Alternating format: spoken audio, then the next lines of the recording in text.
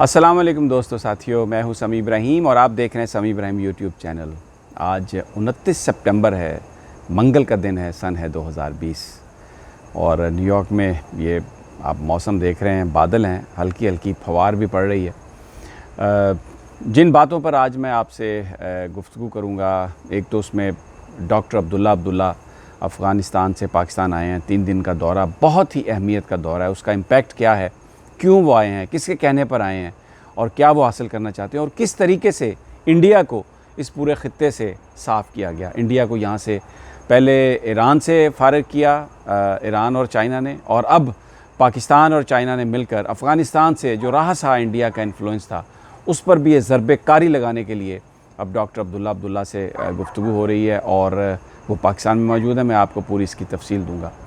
दूसरा जो अहम पॉलिटिकल पाकिस्तान की डोमेस्टिक पॉलिटिकल ख़बर है वो ये है कि क्यों शहबाज शरीफ साहब ने अपनी दरख्वास्त ज़मानत वापस ली। कल तो पूरा एक हंगामा था, कुछ समझ में नहीं आ रहा था कि क्या हुआ,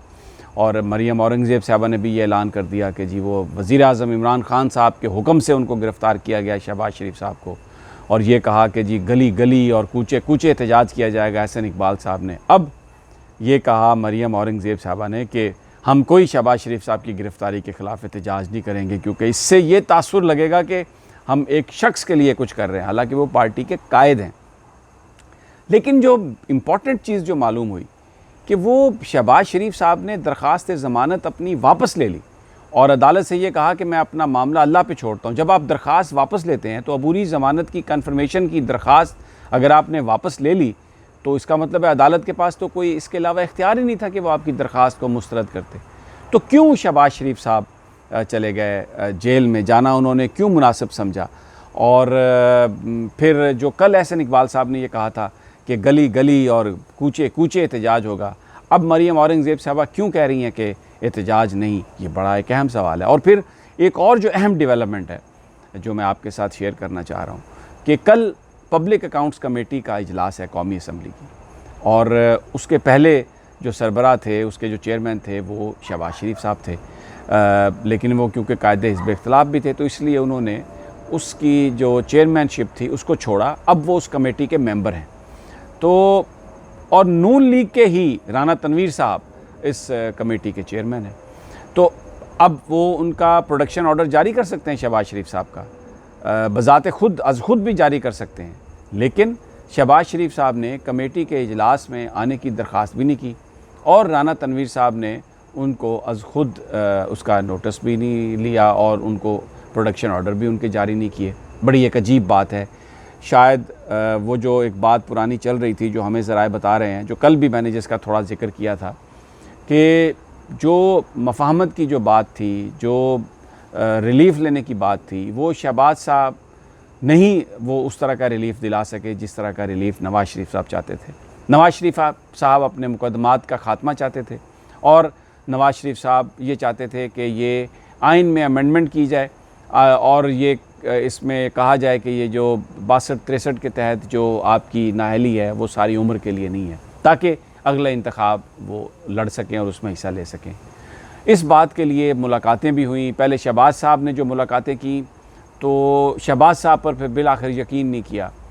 जो मुस्लिम लीग नून के करीबी ज़राए हैं वो बताते हैं कि मरियम नवाज़ साहबा, परवेज़ रशीद साहब और ये दूसरे लोगों ने ये कहा कि शहबाज साहब अपनी पॉलिटिक्स कर रहे हैं, वो चाहते हैं कि नवाज़ शरीफ साहब जेल में ही रहें और यानी सियासत से बाहर ही रहें, और शहबाज साहब कभी इस हवाले से अमेंडमेंट नहीं चाहते और वो अपने लिए सारा काम कर रहे हैं, जो मसालियत कर रहे हैं वो अपने लिए कर रहे हैं, जिसकी बिना पर नवाज़ शरीफ साहब ने मरियम साहबा को एक्टिव होने के लिए कहा और नैब के जो दफ्तर में जो हाज़िरी थी उसको उन्होंने शुरू किया वहाँ से, और फिर उसके बाद बिल आखिर वो बाहर भी आई और ज़ुबैर साहब जो हैं उन्होंने इनके बिहाफ पर मुलाकातें भी की। लेकिन क्योंकि जनरल कमर जावेद बाजवा ने कहा कि पाकिस्तान आर्मी का पॉलिटिक्स में इस तरह की मुदाखलत का कोई इरादा नहीं है, जो आपके करप्शन के केसेस हैं वो कैसे हम ख़त्म कर सकते हैं, वो अदालतों में हैं, वो अदालतें ही उसका फ़ैसला करेंगी, और जो पॉलिटिकल इश्यूज़ हैं आप फोरम पे जाएं और वो फोरम पार्लियामेंट है, वहाँ पर जाके आप बात करें और कंसेंसस डेवलप करें। और आप जिस चीज़ पर अगर आप नैब के कवानीन को भी तब्दील करना चाहते हैं, अगर आप आइन में कोई तरमीम करना चाहते हैं तो you have to go to the political leadership, उसमें हम कुछ नहीं कर सकते। जबकि नवाज़ शरीफ साहब का ये कहना था कि आप इमरान खान पर, पाकिस्तान की फ़ौज इमरान खान पर ये इस बात को कहे, उन पर इस बात का प्रेशर डाले कि आइन में जो रिक्वायर्ड तरामीम है वो की जाएं, और उसके बाद 62-63 की जो सज़ाएँ हैं वो कहा जाए कि वो एक सिर्फ़ सेशन के लिए थी, और नवाज़ शरीफ साहब को ताकि दोबारा पॉलिटिक्स में एंट्री उनको मिल सके। और नवाज़ शरीफ साहब क्योंकि माजी में एस्टेब्लिशमेंट की पैदावार रहे, और ख़ुद भी जब वो हुकूमत में थे वो टेपें, वो कैसेट्स, वो ऑडियो सब ने सुनी है कि किस तरह सैफुर रहमान साहब और शहबाज शरीफ साहब अदालतों से गुफ्तगू करते थे, जजेस से गुफ्तगू करते थे और मोहतरमा बेनज़ीर भुट्टो को सज़ाएँ दिलवाई थी। तो वो आज भी ये समझते हैं कि पाकिस्तान की अदालतें इंडिपेंडेंट नहीं हैं और वो फ़ौज के ज़ेर असर हैं और फ़ौज उसमें एक बड़ा रोल प्ले कर सकती है, लेकिन बेसिकली ऐसा नहीं है। और इसकी हमें जो वाज़े जो मिसाल नज़र आ रही है वो ख़ास तौर पर इस्लामाबाद हाई कोर्ट में जस्टिस अतर मिनुल्लाह ने जिस तरीके से जाके काम किया है आइन और कानून के तहत, और बिल्कुल अक्रॉस द बोर्ड उन्होंने सब कुछ किया है, तो वो अदालतें जो हैं वो इस तरह का कोई रिलीफ़ देने के लिए कानून में अगर गुंजाइश हो तो देंगी, वैसे वो रिलीफ़ देने के लिए तैयार नहीं है। तो इस सारी सूरत हाल में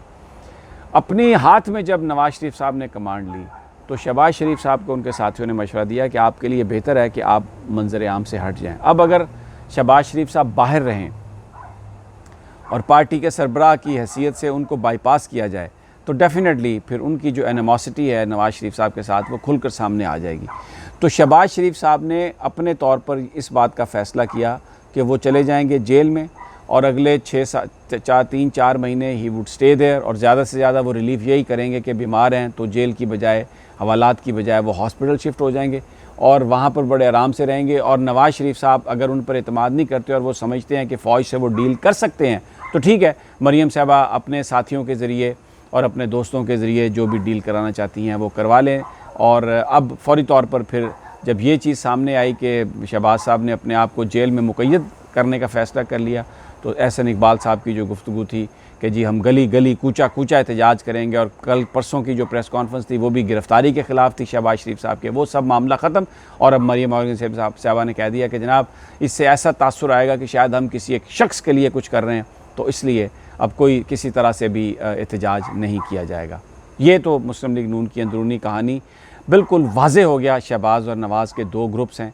और शहबाज साहब अब मुनासिब वक्त में वो निकलेंगे। मुझे ये लगता है कि शायद जो मुस्लिम लीग नून की जो वर्कर्स की हद तक या अवामी जहाँ पर हमायत है उसमें बहुत सारे लोग, मरीम नवाज़ एक क्राउड पुलर हैं, वो इनके जलसे जुलूसों में जाएंगे, लेकिन जो बयानिया पाकिस्तान की फ़ौज को गाली निकालने का है, जो बयानिया पाकिस्तान की अदलिया को गालियाँ निकालने का है, वो बयानिया मैं ये समझता हूँ कि लोग उसे रिजेक्ट करेंगे और बड़ी भारी अक्सरियत में रिजेक्ट करेंगे। और at the end of the day जो शहबाज शरीफ साहब की सोच है कि पाकिस्तान के इदारों के साथ लड़ाई झगड़ा नहीं होना चाहिए, वही प्रिवेल करेगी और at the end of the day he will emerge as victorious. क्योंकि मुस्लिम लीग नून में बहुत बड़ी तादाद ऐसे लोगों की है जो पाकिस्तानी फ़ौज, पाकिस्तान की अदलिया और पाकिस्तान के इदारों के ख़िलाफ़ बात सुनने के लिए वो तैयार नहीं है, और ये वो जमात है जिसने पाकिस्तान बनाया था। बहरहाल लेट्स सी, देखते हैं कि आगे क्या होता है।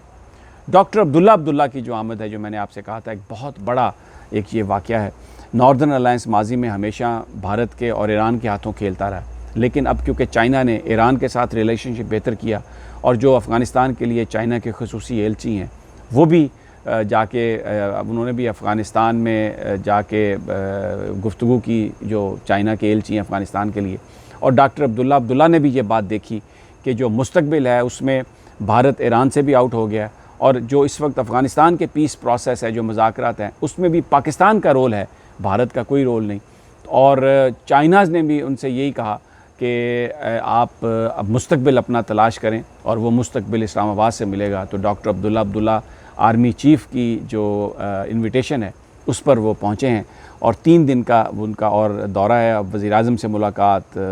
आरिफ अलवी साहब से मुलाकात, और आर्मी चीफ़ के साथ तो डेलीगेशन लेवल पर उनके मुज़ाकरात हुए। बहुत बड़ी ये एक डेवलपमेंट है ख़ित्ते में अमन के लिए, और इससे भारत का जो असर व रसूख है, देखें पहले वो ईरान से फ़ारिग हुआ, बांग्लादेश में भी भारत का असर बहुत कम रह गया, नेपाल भी भारत के ख़िलाफ़ हो गया, और अब अफ़गानिस्तान के अंदर जो एक प्रॉक्सी जो उसकी हो रही थी, जो उसके मफादात के जो लोग उसके ज़ामिन थे या तहफ़्फ़ुज़ कर रहे थे, northern alliance, doctor Abdullah Abdullah की पाकिस्तान आमद, पाकिस्तानी फ़ौज से मुलाकात और फिर सी पैक के हवाले से ये कहना कि ये इसका अफ़गानिस्तान को भी बड़ा फ़ायदा होगा, तो ये भारत और अमेरिका के मुंह पर एक तमांचे से कम नहीं है। और पूरे उस खित्ते में जो चाइना और पाकिस्तान का अलायंस है वो इस वक्त उसके समरात और उसके जो फ्रूट्स हैं और उसके जो नताइज हैं वो सामने आना शुरू हुए हैं। और डॉक्टर अब्दुल्ला अब्दुल्ला का ये जो दौरा है ये इस बात का मज़हर है कि आने वाले दिनों में अफ़गानिस्तान में जो पीस इस तरह से कायम होने वाला है जो कि पायदार होगा, ड्यूरेबल होगा, क्योंकि तमाम स्टेक होल्डर्स हिस्सा बकदर जुस्सा जो ग्रुप है उन तमाम ग्रुप्स को उसमें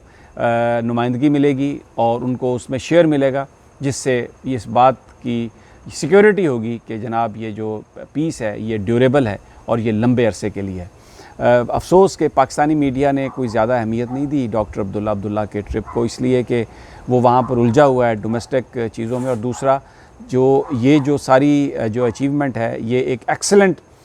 जो ताउन था पाकिस्तान की सिविल और अस्करी क़यादत में, उसका ये मज़हर है, उसको ये रिफ़्लेक्ट करता है। और इसमें जनरल कमर जावेद बाजवा ने जिस अंदाज़ में अपने आप को कंडक्ट किया वो अमर्ज किए हैं इस तरीके से कि वो सिर्फ फ़ौज के सरबराह नहीं है, वो इस तरीके से देख रहे हैं कि पूरे ख़ित्ते पर उनकी नज़र है। और ये एक बहुत बड़ी सफारतकारी है, बहुत बड़ी कामयाबी है जो पाकिस्तान को हासिल हुई है। और आने वाले अगर ताइपे गैस पाइपलाइन बनती है तो उसका पाकिस्तान को जो एनर्जी नीड्स हैं वो पूरी होंगी। और क्योंकि जो